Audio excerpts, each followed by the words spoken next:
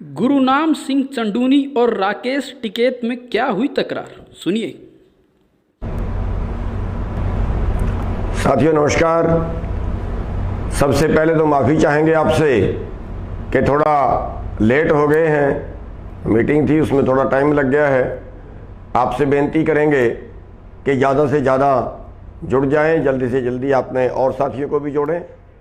और आज आपसे कुछ बेनती करने के लिए, कुछ अनुरोध करने के लिए लाइव हो रहे हैं।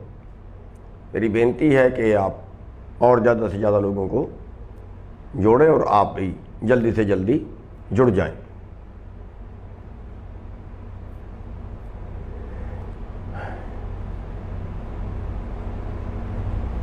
मेरी दोबारा बेनती है आप सभी से कि जल्दी से जल्दी जुड़ जाएं और भी अपने सभी साथियों को जल्दी से जल्दी जोड़ लें ताकि अपनी बात रखी जा सके। आप लोग बहुत मेहनत कर रहे हैं, बहुत लगातार, बहुत लंबे समय से आंदोलन में साथ दे रहे हो। कई दिनों बाद लाइव आने का टाइम लगा है। आपसे बेनती है कि सबको जल्दी से जल्दी जोड़ लें आप लोग।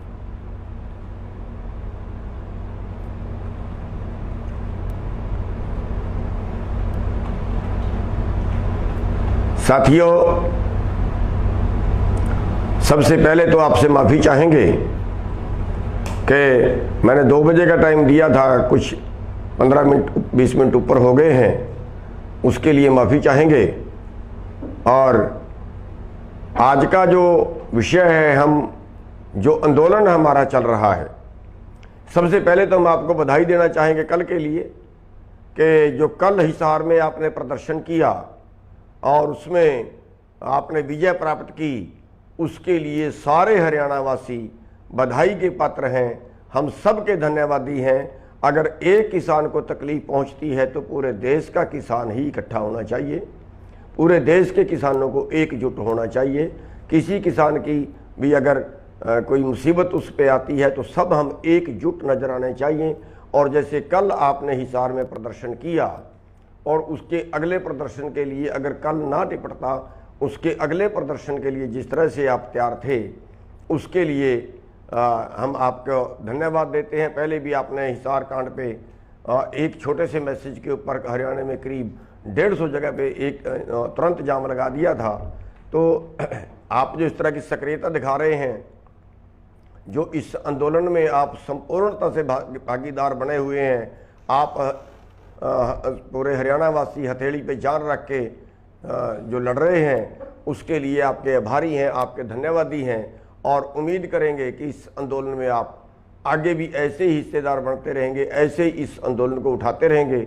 आपको बधाई देना चाहूँगा कि आज हरियाणा जो है वो देश में नंबर 1 पर आज आंदोलन से जुड़ा हुआ है। नंबर 1 पर आज अगर कहीं आंदोलन है वो हरियाणा में है, क्योंकि हरियाणा में बीजेपी की सरकार है और उसी सरकार के विरुद्ध आंदोलन करना, उसी सरकार के मुख्यमंत्री तक को भगा देना, उसी सरकार के उप मुख्यमंत्री को, अन्य मंत्रियों को अपने प्रोग्राम ना करने देना, मुख्यमंत्री तक का हेलीकॉप्टर ना उतरने देना, सभी प्रोग्राम उनके रद्द करवा देना, ये हरियाणा के बहादुर किसान काम कर रहे हैं। इस आज नंबर 1 पे आप काम कर रहे हो। हर किसी स्टेट में इतनी हिम्मत अभी तक किसी ने नहीं दिखाई है, क्योंकि कई स्टेटों में तो कांग्रेस की सरकार है, वहाँ तो कुछ भी आंदोलन कर लें, कांग्रेस कुछ बोलती नहीं है। लेकिन जहाँ बीजेपी की सरकार है, वहाँ केवल हरियाणा स्टेट ऐसा है जहाँ पे इतना कुछ उन्होंने करके दिखा दिया। सैकड़ों जगह से हरियाणा के मंत्रियों को, हरियाणा के उप मुख्यमंत्री को, हरियाणा के मुख्यमंत्री तक को भगा दिया और कई जगह तो उनको माफ़ी मांग के निकलना पड़ा है। साथियों, बहुत सी जगह आपके सिर फुटे हैं, बहुत सी जगह आपके मुकदमे बने हैं, सैकड़ों मुकदमा अभी तक बन चुका है। 307 तक के मुकदमे आप लोग झेल रहे हो।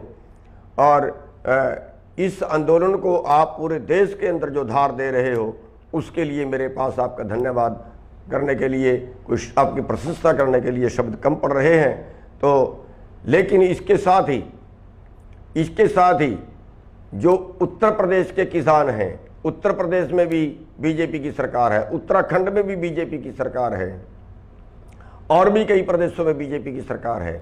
अगर इन बीजेपी वाले प्रदेशों में आप सभी लोग इस तरह से सक्रिय हो जाएं, मैं उत्तर प्रदेश के किसानों को खास तौर पे कहना चाहूँगा, मैं उत्तराखंड के किसानों को खास तौर पे कहना चाहूँगा, भाई आप लोग तो हमारे से बहादुर हो, आप लोग हमारे से ज़्यादा मजबूत हो लड़ाई के अंदर, आप लोग हमारे से ज़्यादा संघर्षी हो, आपके प्रदेशों के अंदर हमारे से पहले संगठन बना हुआ है, वहाँ पे और ज़्यादा संगठन काम कर रहे हैं। साथियों, मैं अनुरोध करना चाहूँगा कि अगर आज आप लग जाओ इन एमएलए एमपीओ को भगाने के लिए, सत्ता पार्टी जो भी है, जो भी उसका आदमी प्रोग्राम करता है उसको भगाने के लिए, अगर आज यूपी में भी जिस दिन यहाँ पे मुख्यमंत्री उद्घाटन करने गए थे हॉस्पिटल का, उसी दिन उत्तर प्रदेश के अंदर भी उत्तर प्रदेश के मुख्यमंत्री उद्घाटन करने गए थे।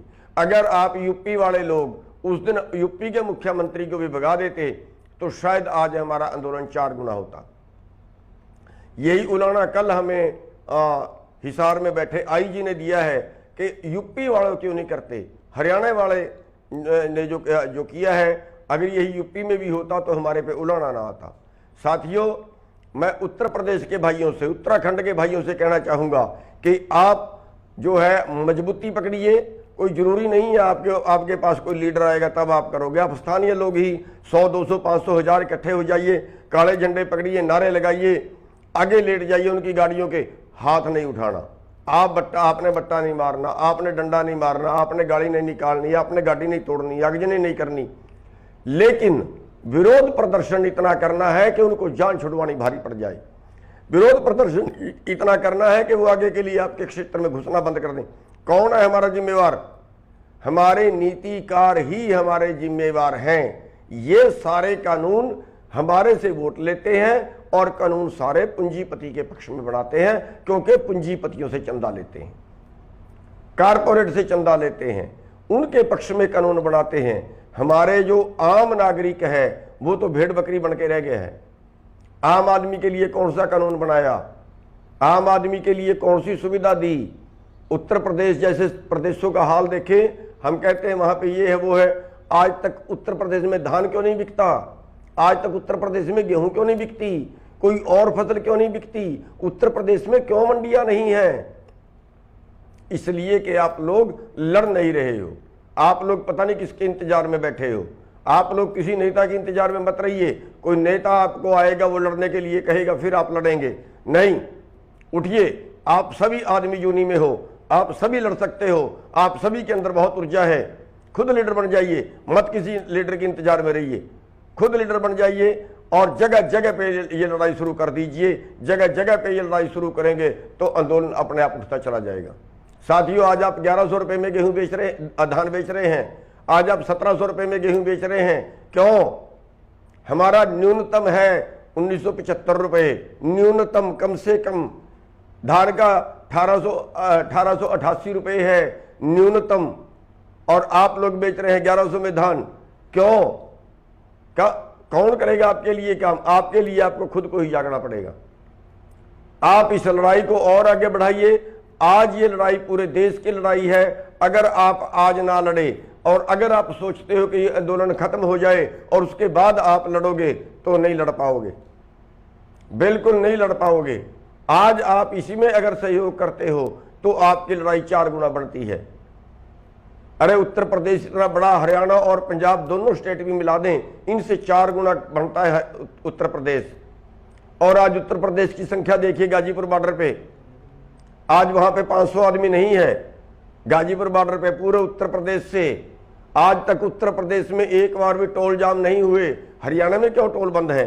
पंजाब में क्यों टोल बंद है? उत्तर प्रदेश के किसान हमारे से ज्यादा बहादुर हैं, कर सकते हैं। संगठित होइए, केवल संगठित होने की कमी है आप में।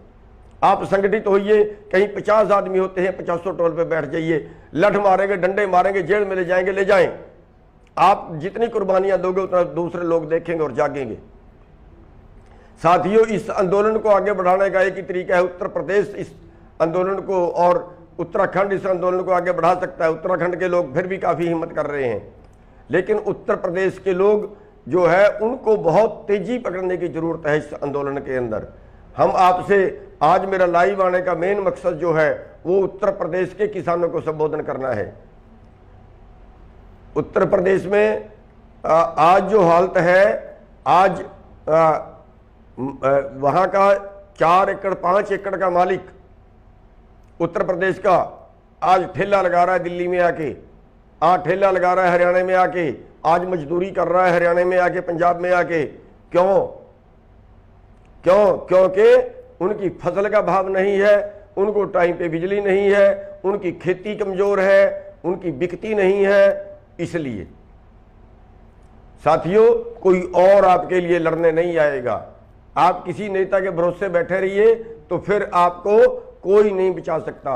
हिम्मत मर्दा मदद खुदा, आप खुद लड़िए, रोकिए सारे टोल बैरियर, रोकिए सारे टोल बैरियर। कर एक गांव उठ के टोल बैरियर रोक सकता है, कितनी बड़ी बात है उसमें भाई। आप मंत्री आते हैं गांव में, आप 100 आदमी इकट्ठे होकर भी विरोध कर सकते हो, 10 आदमी भी काले झंडे दिखा सकते हो। क्या कर सकती है सरकार? लठ मार लेगी, डंडे मार लेगी, जेल में ले जाएगी, और क्या कर सकती है? घर में ही कौन सा हमारे सोना दबा हुआ है? घर में ही कौन सा हमारे स्वर्ग है?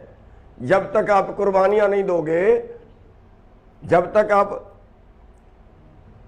सरकार से मुकाबला नहीं करोगे, जब तक आप लठ नहीं खाओगे उनके, तो तब तक आपकी बात सुनने वाला कोई नहीं है।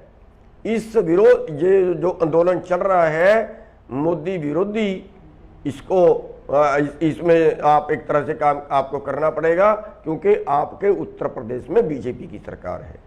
आपको बीजेपी की जड़ें खोदनी पड़ेंगी, और जब तक आप बीजेपी की जड़ें नहीं खोदोगे ना, तब तक कोई मानने वाला नहीं है।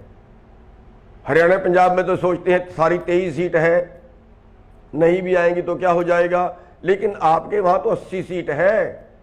उत्तर प्रदेश में अकेले में 80 सीट है। अगर 80 सीट हारती है तो बीजेपी की बोलती बंद हो जाएगी। तो मेरा उत्तर प्रदेश के किसानों से अनुरोध है, अरे कोई आपका नेता आपके बीच में आएगा, आपको उठाएगा, आपको कहेगा, फिर आप काम करोगे। ऐसा क्यों सोच रहे हैं आप लोग? आप खुद भी तो नेता हो, आप खुद भी तो क्रांतिकारी हो, आप में भी तो, आपका खून भी तो गर्म है। आप तो हरियाणा से ज्यादा लड़ाके हो, पंजाब से ज्यादा लड़ाका है उत्तर प्रदेश का किसान। मजदूरों को भी साथ में मिलाइए, जिंदगी तो आखिर हमने ही जीनी है ना साथियों। इसलिए मेरी बेनती है कि जो यहां से कॉल जाए, जब रोड बंद करने की कॉल जाए तो हर रोड बंद हो जाना चाहिए, हर रोड बंद हो जाना चाहिए, छोटे से लेकर बड़े तक का। जब टोल बंद करने की कॉल जाए, कॉल तो गई हुई है, लेकिन उत्तर प्रदेश में नहीं किए हैं। उत्तर प्रदेश में सड़कें भी कभी नहीं रोकी गई हैं, उत्तर प्रदेश में बाजार भी कभी बंद नहीं किए गए हैं। साथियों, ये उत्तर प्रदेश का उत्तर प्रदेश जो है देश का सबसे बड़ा राज्य है। 20 करोड़ 22 करोड़ आबादी है कल्ले उत्तर प्रदेश की। अगर अकेला उत्तर प्रदेश खड़ा हो जाए तो सरकार की चूड़े हिला सकता है। इसलिए साथियों, मेरी बेनती है आपसे कि आपको खड़ा होना पड़ेगा, और मत किसी नेता के इंतजार में रहिए कि कोई नेता आपको उठाएगा, कोई अगवानी आपकी करेगा। अरे आप खुद अगवानी करिए। आपको सरपंची के लिए, दूसरी चीजों के लिए हम अगवानी नहीं करते, उसके लिए हम कितने इलेक्शन लड़ने के लिए आगे नहीं आते। ये तो सबसे बड़ा धर्म का काम है, पुण्य का काम है, चौधर का भी काम है। अगर आप इसमें आगे लग के काम करोगे तो चौधर भी मिलेगी। करके तो देखिए। तो मेरा उत्तर प्रदेश से और उत्तराखंड से, हमारा दोनों स्टेटों से ये पुरजोर अनुरोध है कि ये आंदोलन अगर आगे बढ़ाना है तो आप लोग इस आंदोलन को आगे बढ़ा सकते हो। और अगर आप लोगों ने ऐसे आंदोलन उठा दिया जैसे हरियाणा में आज आंदोलन है, तो साथियों ये आंदोलन हम पक्का जीतेंगे। और अगर आप ये आंदोलन जीतते हैं तो ये दुनिया की व्यवस्था बदलेगी, हिंदुस्तान की भी व्यवस्था बदलेगी, ये दुनिया की व्यवस्था बदलेगी। साथियों, ये आंदोलन केवल किसान के लिए भी नहीं है, सबको मिलाइए साथ में। किसान का तो बेचने का झगड़ा है, कंपनियां आएंगी किसान से कम भाव पे खरीदेंगी, लेकिन जो मोल लेके खाएंगे उनको ज्यादा से ज्यादा भाव पे मिलेगा। आप सोचिए कहां रह रहे हैं, जिस देश में सांस, आदमी के सांस निकल रहे हों और उसका सिलेंडर की कीमत 25,000 रुपये मांग ली जाए, जहां पे आदमी के सांस निकल रहे हों और वो एम्बुलेंस करे, 200 किलोमीटर जाना हो, 200 किलोमीटर का 1 लाख रुपया मांग लिया जाता है। साथियों, बेड है लेकिन देते नहीं है क्योंकि पैसे खाने हैं। डॉक्टर अस्पताल में दाखिल होगा, कोविड का मरीज तो मर जाएगा, पैसे आपके पास खर्चने के लिए है नहीं। अरे कौन इलाज कराएगा? मंत्री है, 2 करोड़ रुपए भी अगर उसके परिवार पे इलाज के लगते हैं सरकार लगाती है, अरबों रुपए का मालिक है। आप क्या हो? आपके पास तो टोटल प्रॉपर्टी 20 लाख की नहीं है। अगर आपको 20 लाख का इलाज कराना पड़ जाए तो कैसे कराओगे? कई के पास तो बेचारे के रोटी रोटी खाने का जुगाड़ नहीं है। कौन बोलेगा आपकी जगह कि आप अब भी सो रहे हो? पूरे देश में आंदोलन चल रहा है लेकिन आप लोग सो रहे हो। मैं पूरे देशवासियों से ये कहना चाहूंगा कि हर स्टेट के अंदर जहां जहां भी बीजेपी वाले निकलते हैं, इनका विरोध करिए। बीजेपी की सहयोगी पार्टी कहीं प्रोग्राम करती है, वहीं पे विरोध करिए, काले झंडे दिखाइए, विरोध प्रदर्शन करिए और भगाइए उन लोगों को। और कल के लिए मैं आपसे बेनती करना चाहूंगा कि कल बुद्ध पूर्णिमा है और कल हमने जो है वो एक मोदी विरोध प्रदर्शन करना है। सारे काले झंडे लगाने हैं गाड़ियों पे, छतों पे, और गांव दर गांव मोदी के पुतले जलाने हैं और उसका भी मुंह काला करके जलाओ। और साथियों, इसको काला दिवस नहीं बोलना, प्लीज काला दिवस नहीं बोलना, क्योंकि कल बुद्ध पूर्णिमा है। कल बुद्ध पूर्णिमा है और कल इस आंदोलन को चलते 6 महीने हो जाएंगे, इस और मोदी सरकार को चलते 7 साल हो जाएंगे। लेकिन इसको कल काला दिवस ना बोलने, और जितने हमारे धरने जहां जहां भी पूरे देश में चल रहे हैं, हम उनसे बेनती करेंगे कि वो सुबह महात्मा बुद्ध की मूर्ति लगाएं और उस पर फूलमाला अर्पित करें, क्योंकि महात्मा बुद्ध को इस दिन ज्ञान प्राप्त हुआ था और वो भी गरीबों के लिए लड़े थे। और उनकी याद में हम इस लड़ाई को और तेज करें, उनका आशीर्वाद लेके इस लड़ाई को और तेज करें, और उनका आशीर्वाद लेने के बाद हम अपना प्रदर्शन शुरू करें।